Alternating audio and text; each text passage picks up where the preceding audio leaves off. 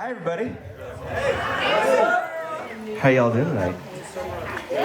Guys, there's so much wine. I really hope everybody is drinking to the utmost possibility. Otherwise, we will be continuing to drink here for the next couple of weeks because there's literally more wine than I think I've ever seen. It's not a problem. It's a challenge.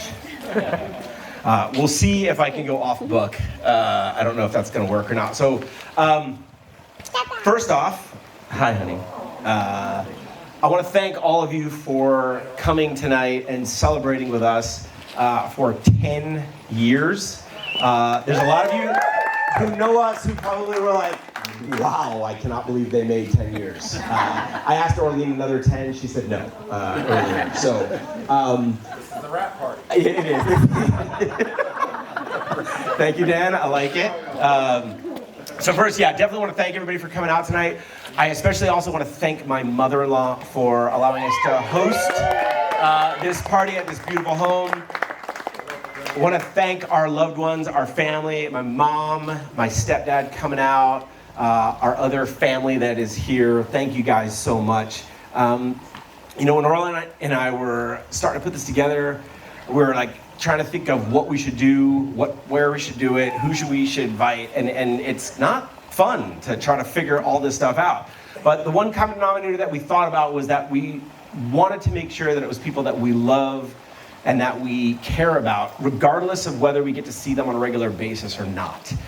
There's lots of you that we wish we got to see all the time, but life is hard, especially when you have little kids. I know a lot of you have kids. Thank you for getting babysitters tonight. I know it's a pain in the ass and expensive. But the good news is we got lots of wine, so you don't have to have a big bar tab tonight. So there's that. But, one person that we think about all the time that isn't here, I can already see Orlean's getting upset, is her dad.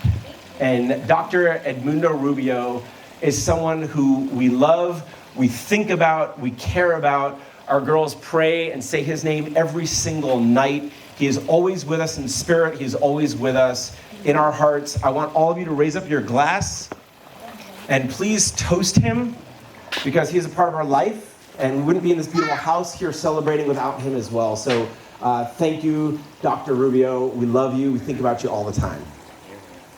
Rubio, here. All right, got that out of the way. Now all of you are like in this mood here. I want to lighten it up a little bit. A lot of you we've known for a long time, some of you we haven't. And so some of you probably don't know that Orlean and I met on Match.com. We met on Match and we emailed back and forth, we texted back and forth. I at first thought she was a guy trolling me because her name was Man Beach. And so I, new to the South Bay, didn't realize that was Manhattan Beach. She says that I'm pretty not smart. That's why I thought she was a guy. Anyway, she said, hey, let's meet, but I just want to do a drive-by so we can actually see if there is. Yes. I was on my way to go party and propose to Yes. with Christine. Oh, there you go. So she said, it's a Thursday night. She goes, I will just drive by and we'll lock eyes. And if there's something there, I'll get out of the car. Well, clearly there was something there. What you don't know is that she got out of the car, said, I want to see where you live, and walked into the front door of the place that I live, walked up the stairs in front of me and said, hi, I'm Orlean, to my roommate and his girlfriend, who were like, who is this person? But it was a sign of who she is, and I love that. We decided we wanted to go on a date. I said I want to do it as fast as possible. She said, I've got Sunday night open. And I said, all right. So we went to a place called Musha, and I was super excited about doing it. It is no longer open. Not yet. And so we went to Musha, and I'm super excited. And there was two things that I had to tell her. One of them happened while I was there. The other one happened the Friday before. Caroline, who is here, who's a very old friend of mine, I went into work on Friday and found out that I was getting laid off because the guy that we worked for was embezzling money. So on our first date, I had to tell her because I was just like, oh my God, I gotta be honest with this girl. I just lost my job. Hi, I'm that guy. just like your last boyfriend, I'm I'm that guy. And she was like, yeah, whatever, it's cool. The other thing I told her, some of you may know this, some of you may not. This will haunt me for some of you that don't know this forever. David, on Monday, this will probably come up. I told her that I was a smitten kitten. Never said that before in my life, but I told it to her. I don't know why she's still with me, but I told that to her, and I just, because I was head over heels, like first date, I didn't know why, right? So let's move along, right, to our engagement. A lot of you probably don't know how this happened either. Orly and I used to go out and we'd go over to South Bay Galleria, the fanciest mall in the South Bay. And we would go walking around, and there was a Starbucks in there. We'd go hang out, we'd go shopping, whatever. So this particular day, we walked in. I had just recently gotten a new job. I'd come back from a big trip for a different job offer that didn't take.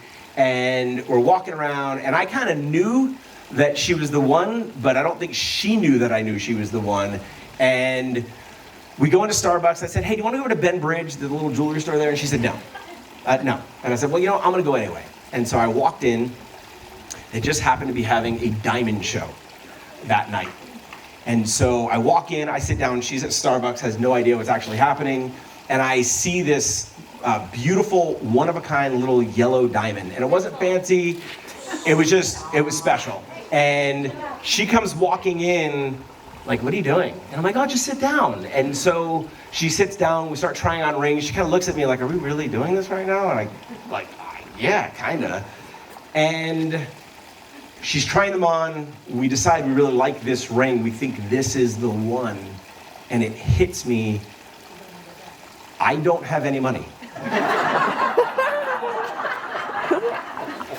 Not a joke. I had no money. I had horrible credit. I'd just gotten a job. And I was really starting at the bottom again.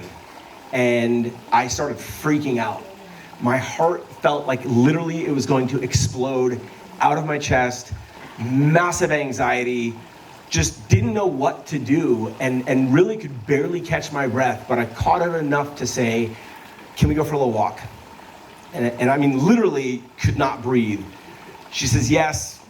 She's probably thinking we're gonna talk about what we're actually doing right now. And we start to walk and I muster up the courage to tell her, I really wanna do this, but I can't. I literally cannot do this.